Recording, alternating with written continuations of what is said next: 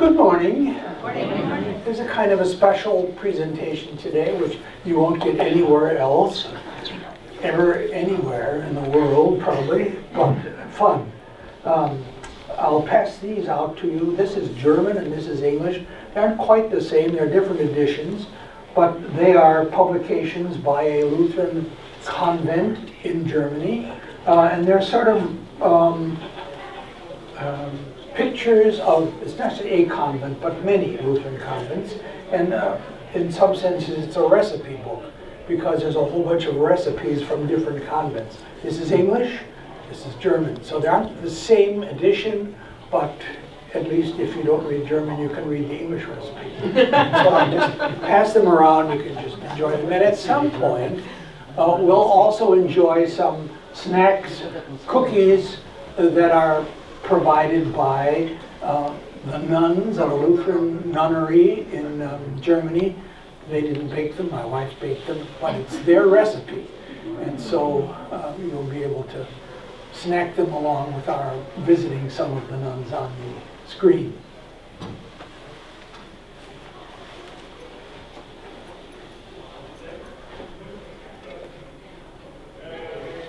We have a little bit of a problem this morning with the some of the pictures don't appear on here, and so I'll pretend that you're seeing this one.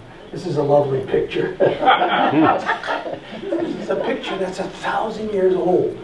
So in the picture there is a woman whose name is Uda. Uda is a lovely German name, an old German name. Uda von der Name. She's a nobility. And she's the abbess of a Lutheran convent in Germany. And she's standing in front of Ursula Schroeder. Ursula is another lovely old German name. And Ursula is the wife of a Lutheran pastor. She had 3 children, has 3 children. She was a music teacher in a high school for much of her working life at the same time as being a mother. And she's standing between some 1,000-year-old pillars at this convent, which was established in 954 by the great Emperor of the Holy Roman Emperor, Otto. And we'll tell you that story in just a little bit. But Ursula is becoming a nun, a Lutheran nun, a sister, as it were, in German, a Schwester. And she is standing at the place where nuns stood before her since 954 until 559, I believe, when the convent became Lutheran.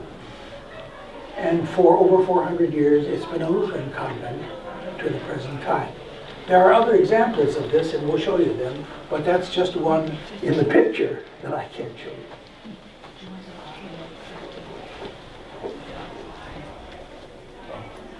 That tells you something about what I was just sharing with you, and so I'll just let you reflect on that for a moment.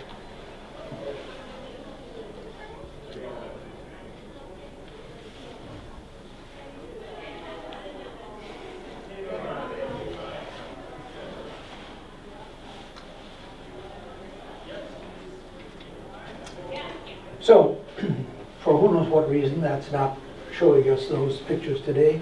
But let me tell you the story of Helmborgus, or Helmborg, that's a woman's name, and Eckbert. Couple, husband and wife. They lived close to the place where this Lutheran convent got established. Somewhere in the 950s.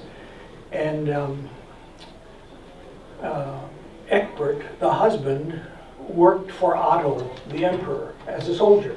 And he was often sent off to be a soldier in some kind of a skirmish somewhere. So one time he came back from the battle and he was very, very sick. And Helmborgus had to bring him back to life, as it were, and so she made a potion. And with this potion he got very sick. Sicker yet. And he was asleep for several days, but when he woke up, he thought to himself, as any man might think, how do I know that while I was out of it, my wife was not unfaithful to me? So then she tried to convince him that in fact she was, and then he began to think even more, and he thought to himself, how do I know that in all these times when I've gone off as a soldier, that she has not been unfaithful to me? So what would a woman do in those days but plead that she would undergo a trial by fire? And so she underwent a trial by fire. Now this is of course legendary, but nevertheless she walked through the fire and she was not burned. And they tied her to a wagon pulled by wild horses, and the thing went charging through the countryside, and it came to a brook, and it crashed down the hill and crashed into the brook, and the whole wagon fell apart and the horses ran off. But there was Helmburgus, in Latin Helmburgus, Helmburg in German, and she had her hands cupped in the stream that she fell into, and there was a goldfish. And she said to herself, well, why don't we call this place Fischbeck? Beck, an old German word for brook, and fish for fish. We'll call it Fischbeck. And what a lovely place to form a convent. So her husband worked for Otto the Great, and so she went to Otto and said, could I perhaps found a convent here? And Otto gave her the money, gave her the Stift, to say it half German, half English, he stifted it to her. Hat es gestiftet, which is in English to say he provided this money and this space for her to have a convent there in 954. And from 954 until the time of the Reformation, it was a Roman Catholic convent. And from, let's say, 9 years after the death of Luther, today we remember the death of Luther in our liturgical year, it has been a Lutheran convent. And this was somewhere around 463 by nuns, embroidered as a giant tapestry which hangs today in the church. And the nuns take you on tours and they show you this tapestry which tells their story and how they began in the 900s and how they became a convent.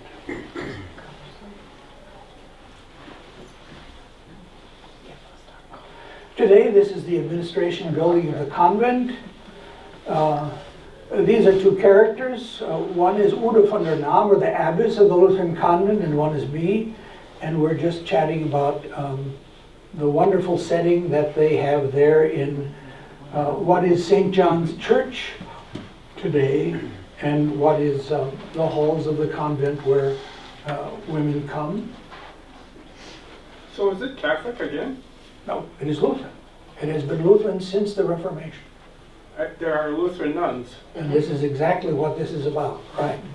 That there are Lutheran nuns today, surprise. That is a very personal statement, but not very far, because the village of Zersen is about 10 minutes from Fischbeck. And so I got started in this because my ancestors went to that church. And the nuns established a church as a part of their convent, St. John's Lutheran Church. And for centuries, Lutherans have gone to church there. So it's basically a church for the community, but the nuns run it as a part of their Lutheran convent. Is it in Germany? This is the church. Wonderful architecture, because that massive tower you find only on a few churches from the era, from about 1100. The altar is not on that side, but on the other side. This is the bell tower with the big solid block building and the rounded Romanesque windows. So in order, Carolingian architecture came, and then Ottonian, named after Otto, Ottonian architecture, and then Romanesque, and then finally Gothic with the pointed arches. So this is a very ancient building. If you want to stay there, you can. I've stayed there before. You can go overnight and spend a whole week, spend a day at the convent, And this is a kind of a Spartan room that you might get with, in this case, a single bed. There was a kitchenette and a bathroom. And it's relatively inexpensive and a nice place to stay. And all the convents do that very same thing. Here's the garden of the convent where they grow a lot of herbs for their cooking, some of the things found in those books that I passed around to you. The entrance to the garden, a sister watering some of the plants, the horse barn where you could still go horseback riding, and Sunday morning. These are Lutheran nuns. They are going into St. John's Lutheran Church. They are about to celebrate a worship service, something like you might celebrate, perhaps less of John Paradowski's jazzy rhythms. They might have more traditional. This is the tower again, and this is the interior, where you see a great mixture. On the one side, you see the balconies where the nuns would sit, still sit today, and they can see from where they sit the pulpit and the preacher. The Romanesque and the arches that you see, but the decoration of the interior is Baroque, and so this is how it looks today, but it looks like it comes out of the Middle Ages, which in fact it does, and is much earlier even than the Middle Ages. I'm stumbling with my booted foot here. I thought I would be able to walk with 2 shoes this morning, but I was only able to walk with 1. This is a wonderful carved statue of Christ from the 1300s against the wall. And here again, for some reason, is the 1,000-year-old crypt, which I described to you early on. Today being Luther's death day, let's say some things about Luther and the surprise, because you might think that once Luther renounced monasticism for himself, and once he suggested that people might be willing to leave their convents and their monasteries for other kinds of purposes of service, and Kate von Bora left hers and got married to Martin Luther finally, you might think that that was the end of the nunneries and the monasteries. Not so. Because Luther's concern, let's read that, was that monasticism had ceased to understand itself as a free response to God's gift of love in Jesus Christ, and had come to think of itself as offering the best way of earning salvation. He wanted those who chose monasticism as a way of life to understand that they had already received salvation in their baptisms. They were justified through faith in Jesus Christ. The monastic life is a lifestyle that faith uses. It is an exercise of that faith. So that's a very Lutheran thought, and that's the surprise to us as Lutherans, that the monasteries and the nunneries were not abolished, except in certain places. So let me quickly explain the historical background of that, which didn't appear on the slide. If you think about, first of all, the government's challenge to Martin Luther at the Diet of Worms, basically saying that what Luther was teaching cannot be taught, cannot be practiced, and needs to be done away with. And then came, by that time, changes in the empire, and some of the princes had become Lutheran. And so you had the Diet at Speyer in 1526, which said, let's put a hold on all this for a while. And then 3 years later, in 1529, they met again in Speyer, a city, the Diet being the council of the princes and of the heads of the church, all coming together. They said, wait a minute, we can't just keep saying, let's just let this go on for a little while. Let's say this can't really happen this way at all. Let's be strict, and let's say this has to be done away with, and we will only allow the Catholic Church to continue to practice. But the princes opposed that, and for their opposition they were called Protestants or Protestants, and hence we have the word Protestant. So that came out of the Diet of Speyer. It took only a few more years after that when finally the princes came together again and said, this is how we want this to be. We'll use this Latin term, cuius regio eius religios.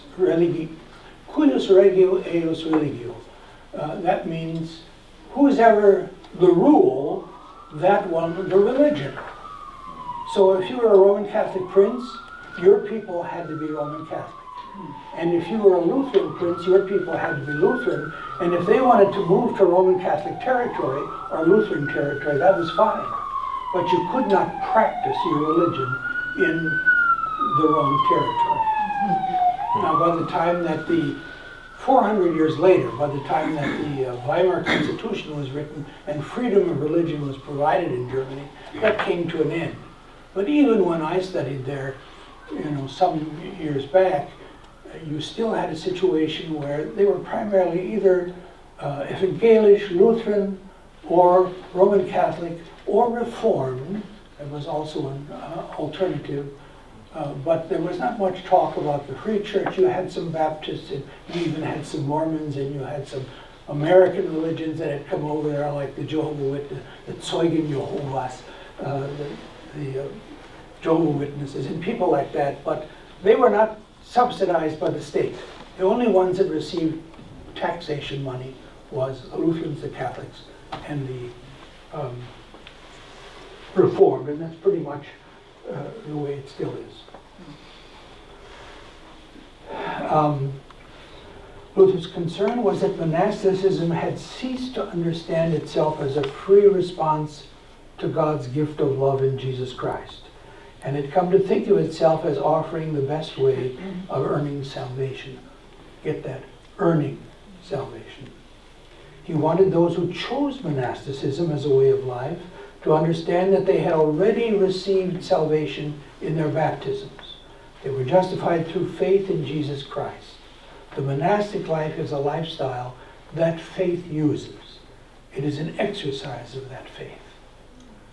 And there you have the abbesses of the Lutheran convents in a specific place in Germany. So you have to understand that once you had this, whose ever reign it is, that one's religion it is, once you had that kind of division, you never had Lutheran monasteries after the Reformation, in Bavaria, for example. But in the place where the Hanoverian kings had become Lutheran, in the Kingdom of Hanover, all those areas, being Lutheran, allowed for the monasteries with the Reformation to become Lutheran. And so in Hanover, in that region that was the Kingdom of Hanover today, and that's what my focus is on here, there are 15 abbesses, and I think 2 are missing that day, who are head of convents in Germany today. There they are in their garb. Each one has a remarkable building complex that has sometimes 5, 8, 10 buildings. And what in the world, who is going to pay for that? Because once the opportunity came that people might choose from being Roman Catholic nuns to being Lutheran nuns, where would you get your revenue? Because most of the nuns under Roman Catholicism got the revenue by people asking the nuns to pray for their deceased relatives. And that was an enormous source of revenue. And once that was cut off and you no longer did that, where were you going to get your revenue to maintain these complexes?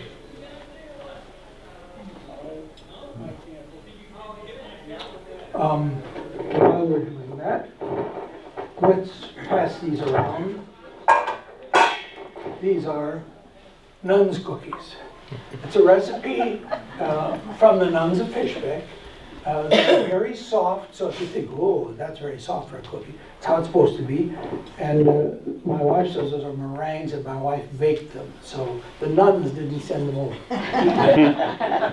But take one and try it, and think that you're there with the nuns of Fishbeck. It's their recipe. Are they blessed? So here are some of the Lutheran convents in the area around Hanover. And notice that they became Lutheran all about the same time. 1543, 1545, 42, 40. Luther's death day, 1546. So some of these became Lutheran even before he had died. Some more, all of them becoming Lutheran about the same time, and have been ever since.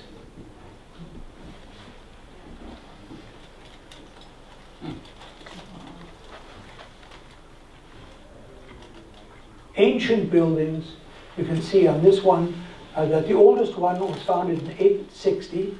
Fishbeck, 955, it says, I thought it was 954, but, and there's the cover of one of the books that's being passed around. So let's talk a little bit about them today. Those are the kind of buildings that have existed since the Middle Ages. Yeah, for the sticky cookies we'll pass around too next month. There you go. We'll have fun. This one is in Lüne. You perhaps have heard of the Lüneburger Heide, the Heather region. Obernkirchen. I asked this morning how I might do this technologically because I don't know how to do that. But years ago, the Obernkirchen Children's Choir used to tour the United States.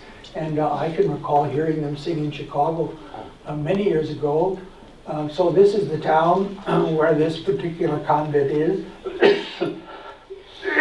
And you can hear them on your computer. If you Google Obernkirchen, you can hear the Obernkirchen Children's Choir. And I thought, all right, why can't I take that and simply place that in the PowerPoint, and you could all listen to them sing?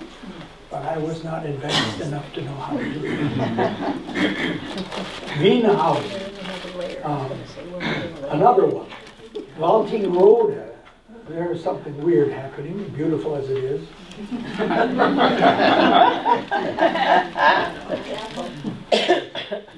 And this was written by an interesting female bishop, Margot Käsemann. Margot Käsemann was the Bishop of Hanover. She was very highly respected and had done wonderful things for the church, built up the Lutheran church. But she had a problem, and it was a drinking problem. And she was caught 3 times on the highway driving while intoxicated and had to give up her role as bishop. But she said this about Lutheran convents. They are to be witnesses to the faith of past centuries, providing rooms that have been prayed through and through. Places for those lost in leisure and entertainment society to confront themselves as well as God. Filled with Lutheran spirituality that takes seriously human longing for faith. Interested in exploring their own spiritual profiles, not only for those who visit, but for those who come as pilgrims. And in Fishbeck alone, 10,000 people came last year as pilgrims just to experience that complex, that convent, to interact with the nuns, and to take some time to rejuvenate themselves. 10,000 in one of them. Aware that many women have no idea that Lutheran convents are there for them. Even in Germany, many people say, Lutheran convent, never heard of it. So I don't expect that you would know. But even in Germany, they often don't know, especially if they live in Bavaria. Committed to providing settings for discourse when through interaction and silence, people can develop new perspective.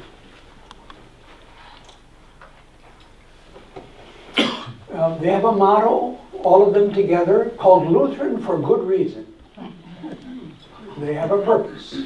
And those purposes include, they serve as conference centers, they serve as pilgrim routes, so there is a hiking route from one through all of them that you can take. As continuing education centers, they run kindergartens, personal spiritual growth. They have a TV program from all of them together where they do cooking on TV, and you can learn how to cook as a nun. Retreat centers, conducting tours. One of the rules, I'm not sure that this will come up, maybe it's a slide that disappeared, but among the rules for joining a Lutheran convent are that you must be Lutheran. You don't have to be male or female because there are female convents and there are male convents. So there are 22 in the area that comprises Hanover. And I think 4 of them are men, the rest of them are women. And one of them, Wienhausen, I think it's pronounced, experiments with couples, married couples. And there was one lady, and the other thing is that you must not be older than 60 years when you join. So they're not looking for people coming in when they're just about to die or something like that. They're looking for people who can come in and perhaps provide for their own means financially. You get free apartments nowadays. Those are reconstructed so that everyone gets a 2 or 3 room apartment. And you can eat communally, or you can eat in your apartment separately. You can wear garb, or you can choose not to wear garb. Some of them have adopted orders, like the Benedictine order, which was a traditional Roman Catholic order, but they've refined it to become a Lutheran order. And so they would say we follow the Benedictine order, but it's obviously been changed. And I've been there a number of times in Fischbeck, and this one lady, I don't know how old she was when she started, but she was in her 90s when she was still conducting tours. She'd accepted that as her responsibility. So everyone takes on some kind of, the old Latin motto, ora et labora, work, pray and work, is carried on by them today in the sense that they have some form of service that they provided. They might guide tours. And this lady in her 90s was still guiding people around and showing everything. That was her work that she did. Some of them work in local congregations. Some visit the sick. Some of them carry on as they did professionally in their careers. They just happen to live in the convent. But they teach school, or they work in a medical profession or something like that. But all in all, they are seeking to guard the tradition which has existed as Lutheran and as Roman Catholic for over 1,000 years in most of these Lutheran convents. And this woman, who is the abbess of Fischbeck, she says that tradition involves passing on the fire, not worshiping the ashes. So we are not here just to celebrate the fact that this is how we were for 1,000 years, but we are continuing to guard the fire. And that's the name of this book that I passed around, which says something like this, Feierhütten. I translated it as guard the fire. They translated it as tend the hearth in the English one, which is a very nice translation. So that's the end of the PowerPoint, and perhaps you have some questions of how can that really be? We've never heard of that, and yet we call ourselves Lutheran, and yet there they are. I see strains of Holden Village in that. Okay, and those of you who maybe not know Holden Village, it's a summarize what Holden Village is. A retreat, which is to bring us, they emphasize nature and God and creation, but it offers opportunities for other things. And it's a cross between that and almost a little bit like the Chautauqua in that they have very interesting people invited as lecturers for the summit. In the state of Washington, so far off. You have to take a 60-mile boat ride to get there. Yeah, which may be a challenge. Yes, ma'am. Is there a difference between nuns and deaconesses? And were the Lutheran deaconesses active before they became Lutheran nuns? Yeah, thank you. A very good question. The deaconess movement within the Lutheran Church did not begin until in one case 1700s and then another 1800s. So it was an attempt after the Industrial Revolution to say, what are we going to do with all of these women who are not married, who have no professions, who can't get a job? And so you had factories cropping up with the Industrial Revolution everywhere, but what could they become?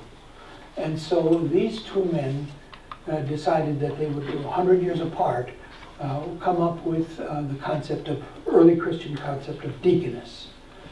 And the deaconess was a person who also wore garb, was trained to minister to people spiritually. They could take on medical roles and become Lutheran deaconesses who ministered to people, and or they could just work in parishes. And some were people who became like parish nurses, is the English word for that. So many Lutheran churches, and not only Lutheran ones, have parish nurses which minister to people within that parish. So that came out of the deaconess movement in Germany, but that was quite different from the convents.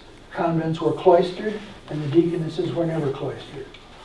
And in the history of monasticism, you had really two kinds of monasticism. You had eremitic monasticism, where desert comes from that in Greek. So you had people who went out and lived in the desert by themselves. They were solitary people. And then you had cenobitic monasticism, which was people who came together in groups.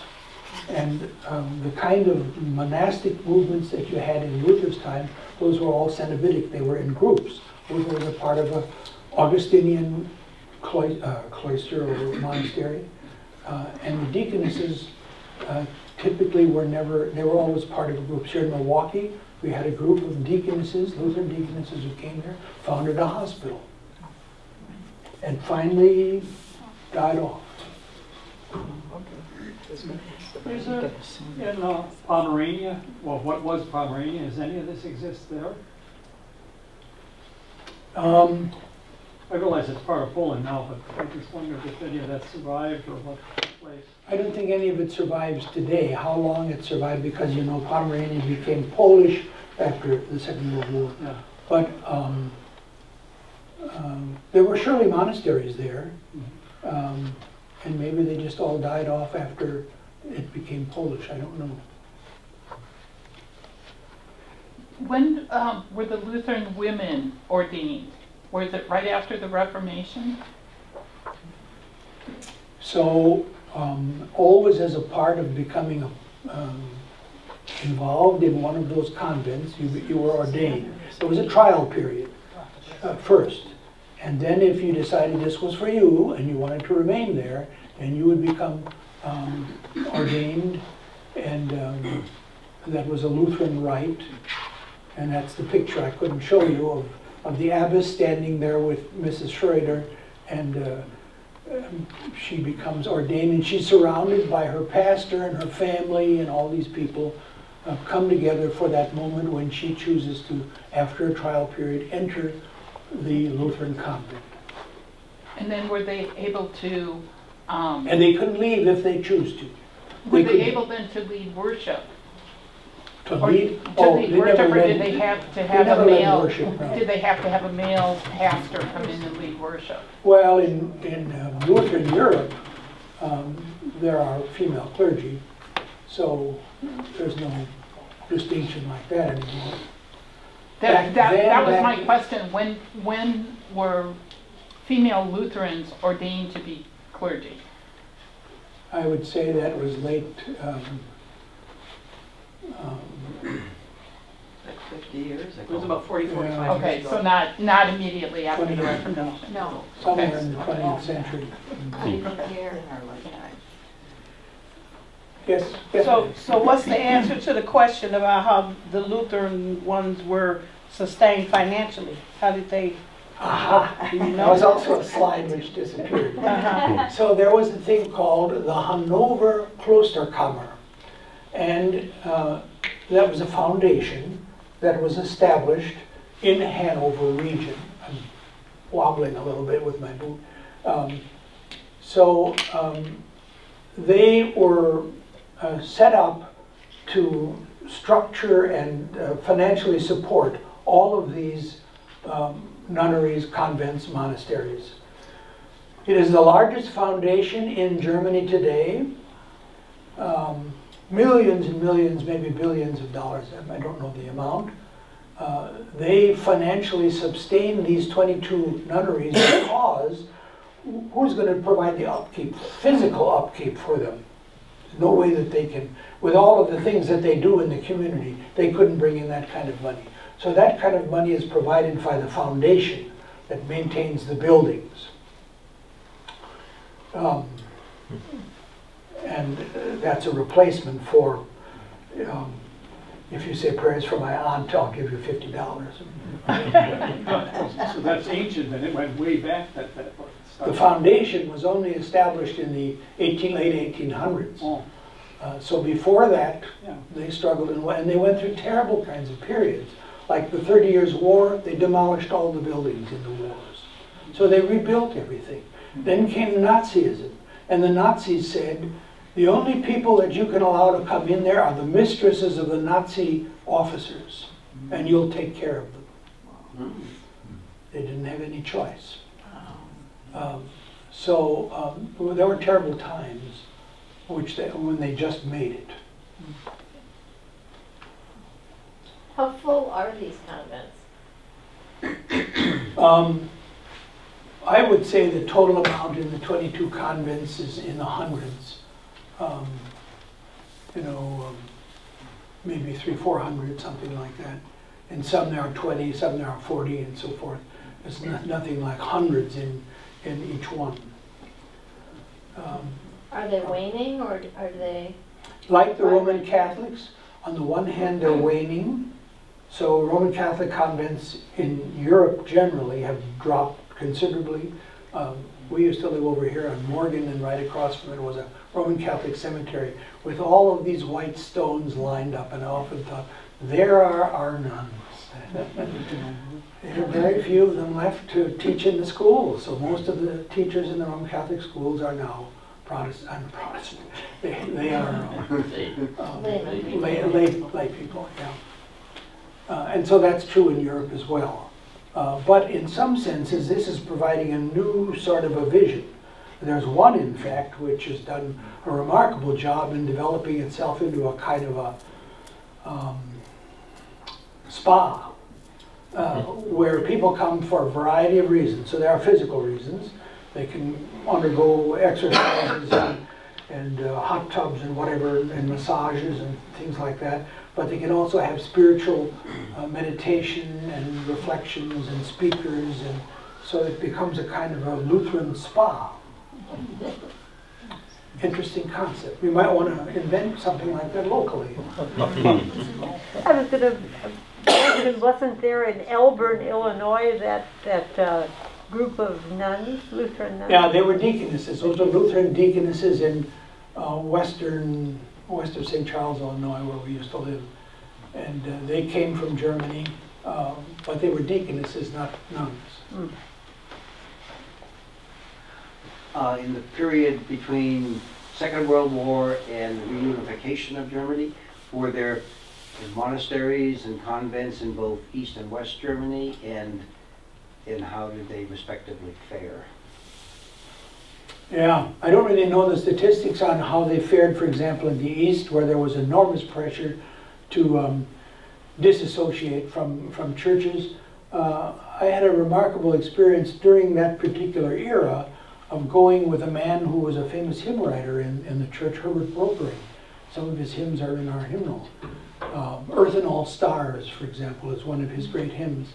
And he used to lead tours, and he contracted with the East German government to do this.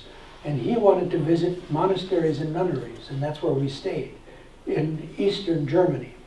And they said, you can do this, providing that you also attend some of the lectures that we provide. And so we learned how certain reformers had really been early founders of communism and crazy stuff like that. But they had a chance to give their talk. But there was enormous pressure of them to exist for the sole purpose of taking care of all the people the government wanted nothing to do with, like retarded people, like aged people.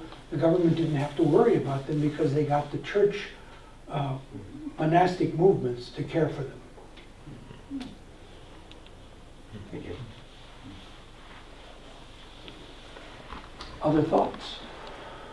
Well, thank you for coming, enjoying the nuns' cookies. And